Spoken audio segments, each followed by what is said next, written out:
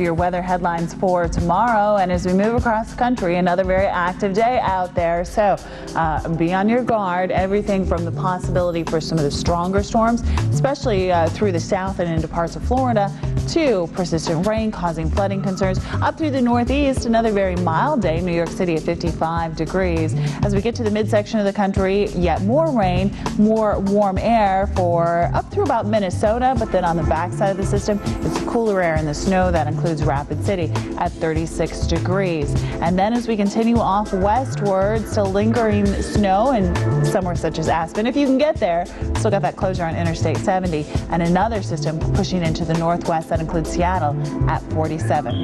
Well, thanks so much for joining me tonight here on Weather Center. Have a great and safe night out there, and stay tuned for more of your forecast. The Weather Channel is brought to you by this cable or satellite provider. You can also get reliable forecasts from the Weather Channel through this radio station or newspaper. Local on the 8s. A dense fog advisory is in effect for our area. Currently, the temperature is 59 degrees with foggy conditions.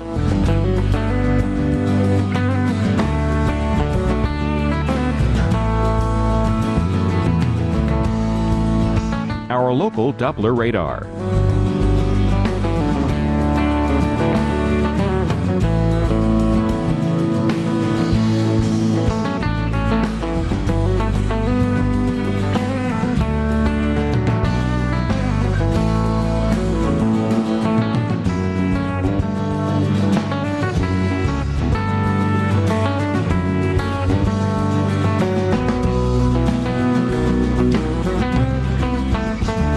Overnight, some clouds, low 48, winds light and variable.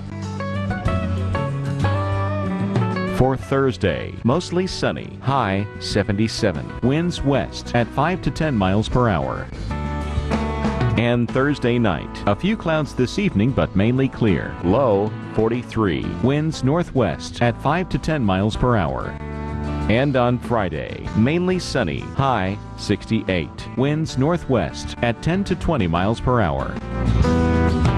Our week ahead.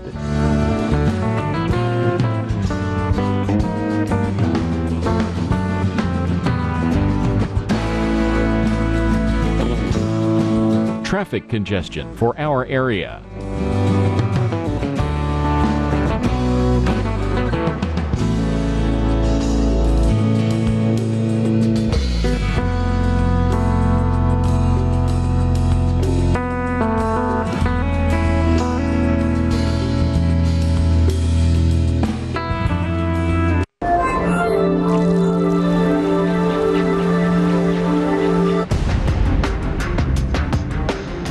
Hail coats the streets in Oklahoma following severe weather, and last night 5 tornadoes flattened homes in parts of Arkansas. Find out who's struggling against the latest round of rough weather as it pushes through the south today.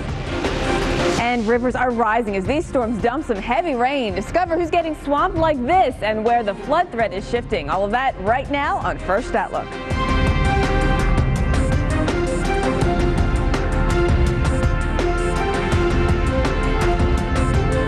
Well, good Thursday morning, everyone. Welcome into First Outlook. I'm Jen Carfagno. And I'm Mike Seidel. I think I'm supposed to be here. I don't know what. It is Thursday morning, and we're going to get you started. Busy night overnight, Mike. A lot of severe weather. Yes. Still watching some this morning. We got a tornado watch until 9. That includes parts of Mississippi and Tennessee. The real threat for tornadoes, though, continues in Mississippi. No current tornado warnings, but several severe thunderstorm warnings as the storms produce the potential for hail and gusty winds. Last night, Arkansas was hard hit by tornadoes. Mike, you mentioned the 5 reports of tornadoes. These are some of the 4 worst reports coming in. Hurricane Lake, Arkansas, homes destroyed. Here we had homes badly damaged, 3 injuries in Pearson. In Center Hill, 1 injury with 9 homes damaged. And in Little Rock, here just to the northwest of Benton, Arkansas, there are 20 homes damaged. And I'm sure as daylight comes, we'll see more. And we will go live later on this morning on Weather Center. Today? Your weather today, and show you what it looks like out there in Arkansas. Meanwhile, let's talk about what's going on right now. Let's go to our Titan HD radar, and there are the showers and thunderstorms continuing to roll on through the southeast. Locally heavy rains, again, the risk of gusty winds and hail, and that tornado watch we mentioned till 9. There's that watch up, and along this line of storms here is where we've got several severe thunderstorm warnings. The storms generally moving off to the northeast at about 40 to 45 miles an hour, so they're moving very, very quickly, and that means there could be that risk of wind gusts 50 to 60 miles an hour. There are your severe thunderstorm warnings now, parts of Mississippi into west central Tennessee, just off to the south and west of Jackson. More rain coming into Atlanta. We had anywhere from 2 to 4 inches of rain across northern Georgia yesterday, and the showers and thunderstorms will continue in the Florida Panhandle this morning. Look at the heavy red now moving towards, say, Apalachicola, Appalachia Bay, and we'll keep an eye on the potential for some severe weather across parts of the Panhandle in northern Florida from Orlando to Jacksonville this afternoon and this evening. Our severe weather expert, Dr. Greg Forbes, will monitor that. As far as the forecast goes today, more rain, more thunder, more lightning, temperatures for most of us in the 60s and 70s. So it's a relatively mild March day, pushing 80 in Miami, finally getting back to average. And there's that dry slot wrapping in around the south, and a nice day in Houston, San Antonio, and Austin as we top out in the mid-70s. Meanwhile, here in Atlanta, the average high right now, 63, 64 degrees. More rain today and tomorrow. It backs off late tomorrow. Over the weekend, dropping back below average, but at least by Sunday, we'll have some sunshine. Now, let's head to the Midwest, where we've got some rain, too, and the potential for some severe. Here's Jen. We've got it all in the Midwest, including fog. We're going to take you out to Detroit right now, where visibility running about 4 miles. Temperature's not bad. We're in the 40s to start, and Detroit, we are warming up again to the 50s. This will be day 4 of temperatures in the 50s, so spring fever hanging on here, but there's sort of going to be a sweet spot of the best hours of time for you today. Detroit, we've got fog this morning. We've got this rain coming in late today, so in between, that's going to be the best weather. Let's talk more about what's happening right now across the Midwest. We're going to take you in St. Louis. We've had a pretty rough overnight with a lot of rain there. That's all pressing east. We're continuing to watch, though, the chance for some showers moving through central Illinois and Chicago. Eventually, we are going to get wet again. We have this front right across the region. The clouds and the fog still socked in across parts of Wisconsin and Minnesota. That's not really changing today. We have another day where we could stay foggy all day long. We didn't even clear through the rush hour home in Green Bay and Madison and Milwaukee yesterday. Similar situation today. But for St. Louis, the worst of the weather is past. The roads are still damp this morning because of the overnight rain, but the heavy stuff is now east of here. In Des Moines, we have some showers moving in. Ice jams are a concern on the Raccoon River. We'll be talking more about that throughout the Save a little for me, won't you save a little for me. The time, 6 a.m. the place, The Weather Channel. the man. Al Roker. Wake up with Al. It's time to Wake Up with Al Roker and Stephanie Abrams. Powerful storms rip through the south, and the threat for more severe weather moves east today. We're live with an update on the damage left behind and who could see scenes like these later on. Good morning, everybody. It is Thursday, March 11th, 2010. Welcome to Wake Up with Al. I'm Al Roker, live in New York. My partner, Stephanie Abrams, is live in Atlanta. Good morning, Steph. We've got an active day coming up. Yeah, we do. An active couple of days. Lots of news and weather to get you out the door this morning. First, let's talk about what happened as you were sleeping overnight, Al. That's right. We're going to start in Arkansas, where 5 funnel clouds reportedly touched down late last night. We've got a live report from one of the hardest hit areas coming up.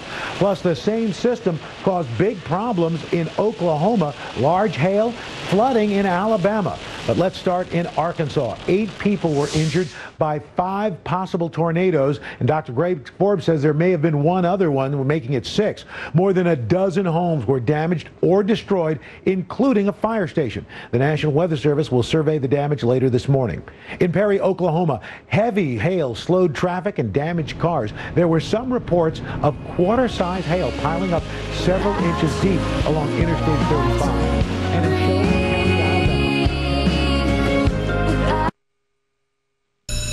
You're waking up with Al Roker and Stephanie Abrams.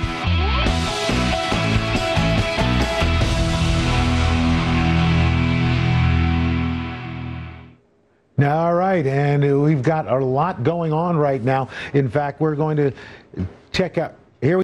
point myself out as an expert, but I don't think you want to be right there at the bottom. Yeah, no, not so much. Or like we were saying yesterday, if you can identify the debris when a tornado is hitting, you're a little too close, people. That's right. Upload your videos for us at Wake Up with Al on our Facebook page or go to weather.com/eyewitness. Al? All right, thanks a lot, Steph. Let's go inside. We're going to go inside that storm system in just a moment. But first, we want to get a look at some of the top news stories while you were sleeping. For that, we turn to MSNBC's Monica Novotny, who has our Wake Up headlines. Monica? Hey there, Al. Good morning to you. Well, a group of education leaders is calling for a sweeping set of changes to the nation's school system that would require the same academic standards for all across the board. While the nation's governors say the plan will boost academic achievement, critics argue that it is the first step toward nationalizing schools. Meanwhile, schools in Kansas City, they're fighting just to stay open. Confronted with potential bankruptcy, the sharply divided Kansas City School Board has voted to close nearly half of its 61 schools. The decision will result in the loss of about 700 jobs, including 285 teachers. Supporters of the decision say it's necessary to erase a projected $50 million budget deficit there. And there are competing efforts underway in Congress to tackle the issue of budget earmarks, those so-called pet projects of lawmakers that continue to raise questions about corruption